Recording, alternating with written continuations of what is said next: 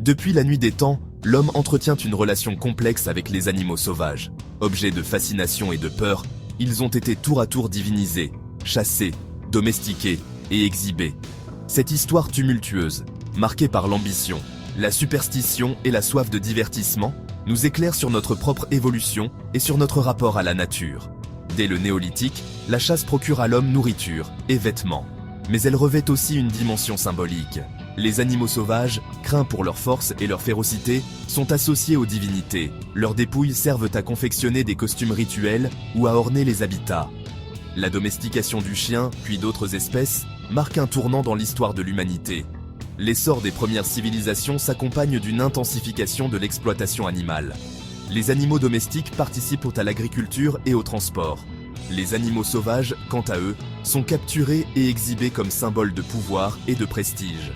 Les ménageries royales, ancêtres de nos zoos modernes, voient le jour. Ces collections d'animaux exotiques, offertes en tribu ou ramenées d'expéditions lointaines, témoignent de la richesse et de la puissance des souverains. L'Égypte ancienne voue un culte particulier aux animaux. Certaines espèces, comme le chat, le faucon ou le crocodile, sont sacrées et associées aux dieux. Les temples abritent des animaux vivants, choyés par les prêtres et vénérés par la population.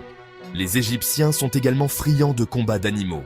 Lions, taureaux, hippopotames et autres bêtes sauvages s'affrontent dans des arènes rudimentaires pour le plus grand plaisir des spectateurs. Ces spectacles, symboles de la toute-puissance du pharaon, sont souvent associés à des sacrifices rituels. La civilisation grecque, marquée par l'essor de la philosophie, s'interroge sur la place de l'animal dans le monde. Aristote, dans son « Histoire des animaux », décrit et classe les espèces vivantes. Il établit une hiérarchie entre l'homme, doté de raison, et l'animal, guidé par l'instinct. Cette vision anthropocentrique légitime l'exploitation des animaux par l'homme. Malgré l'influence d'Aristote, des voix discordantes s'élèvent pour dénoncer la cruauté des combats d'animaux.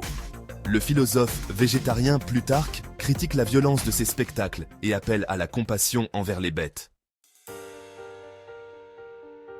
À Rome, les jeux du cirque, spectacles grandioses et populaires, occupent une place centrale dans la vie sociale. Combats de gladiateurs, courses de chars et exécutions publiques se succèdent dans l'arène. Pour le plus grand plaisir de la foule avide de sensations fortes, les animaux sauvages occupent une place de choix dans ces jeux macabres. Lions, tigres, éléphants, ours sont capturés aux confins de l'Empire et acheminés vers Rome. Enfermés dans des cages exiguës, ils sont affamés et dressés à la cruauté